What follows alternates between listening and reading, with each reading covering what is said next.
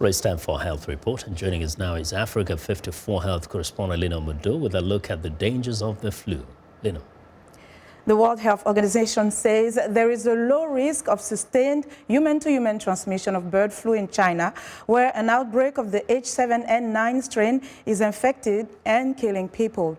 Outbreaks of the H5 bird flu strains in poultry and wild birds across Europe, Africa, and Asia are also raising concern. The WHO says while the human risk of these outbreaks is also low for now, avian viruses need constant monitoring and vigilance is vital.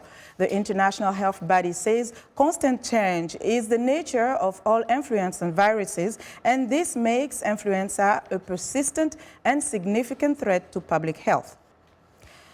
Turning to another type of influenza, the flu season is in full swing here in the United States, and experts say it might last until May.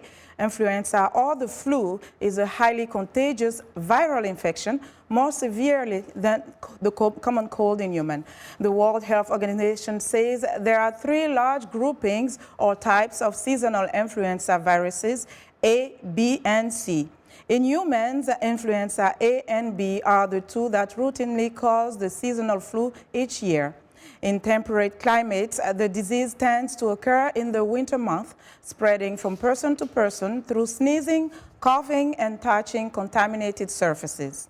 Seasonal influenza viruses can cause mild to severe illness and even death, particularly in some high-risk individuals. Medical experts say one of the best ways to prevent the flu is with vaccination. I spoke to Dr. Ken Redcross, internal medicine specialist and concierge doctor. He discusses the importance of staying virus vigilant to prevent the flu and other sicknesses. You know, we all talk about the flu season, and it's true, there is the flu season that we need to think about, but there's some other viruses that we need to talk about as well, just to make sure that there's some awareness and some education around it. So when you're talking about influenza, everyone realizes that the flu is bad, but it affects our economy to the tune of about $87 billion each and every year. That's about 30 million patient visits to my office and doctors' offices all across the United States. So it's important. The flu actually peaks in February and can go all the way out into May. So I wanted to make sure everyone realizes the importance of staying virus vigilant.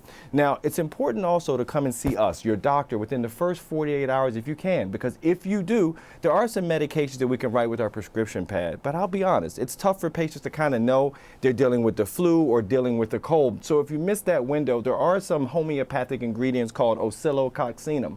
See, oscillococcinum has been shown in studies to decrease both the severity and the duration of flu-like symptoms when taken within the first 24 to 48 hours. And oscillococcinum also is good for kids 2 years of age and older.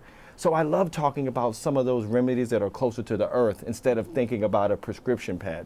Now, there's also been some studies to show that vitamin D deficiency may make you more susceptible to also getting the flu. So make sure that your vitamin D levels are checked. And we're talking about the flu now, but there's another virus we should probably talk about that a lot of us don't think we know about, but we do, because this is the one that shuts down daycare centers or shuts down cruise ships, and that's the norovirus. There you go. So you know about it. And so the norovirus, highly infectious, and that's why I have this bar of soap here, because it's important for us to make sure that we're washing our hands regularly with all these viruses, but especially with the norovirus. I also wanted to make sure that we talk about the importance of hydration, because with the norovirus, you get a lot of vomiting and a lot of diarrhea. Thank God it usually only lasts about 48 to 72 hours, but you have to hydrate. And I have coconut water for my folks who say, Doc, I hate drinking water. Well, coconut water is good for you, has a lot of electrolytes, and it's also flavored now too. And then the other virus you and I talked about, the Coxsackie virus, is a virus, you typically see this in kids 10 years of age or younger. This is the one that causes the hand, foot, and mouth disease. You get a blistering rash on the hands, the foot, and the mouth. The hallmark of disease here tends to be that of fever. Fever can unite all three of these. So when you're thinking about Coxsackie virus, there's no direct treatment. It gets better on its own, but you want to make sure, consider things to make sure you lower your temperature externally. Cool washcloths to your forehead, to the back of your neck, that sort of thing. I wanted you to tell us about the fact that a lot of times when people have fever and they feel like they have the flu, they turn to antibiotics. Yeah.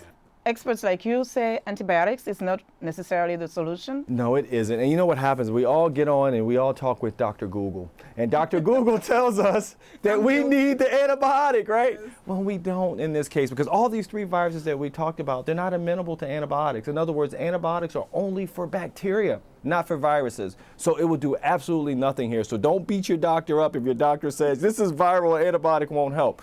Now, with viruses, it's a lot about supportive care, making sure you're keeping your stress low, making sure that you're not making your immune system more susceptible to illness. Yeah. So it's really it's a holistic approach in a sense. Because bacterial is when you really go to the next level in terms of treatment and looking at antibiotics. Well, you do, but you know what's fascinating is that in a way that I can explain is viruses are kind of already like dead material, if you will. Bacteria are constantly regenerating, and antibiotics take advantage of that. They take advantage that bacteria wants to build a wall to protect itself. So antibiotics go and poke a hole in that wall so that the bacteria can't do that. Vaccinations can be beneficial for some viruses, but they're a little bit different in the way that you're actually able to kill them. What are some of the takeaways here? So I think the important thing is really about being vigilant. So hand washing, making sure you're getting rest, and last but not least, you got to manage your stress, because your stress, when it's heightened, guess what? Your immune system goes south. So you want to make sure that you really have your whole, kind of mental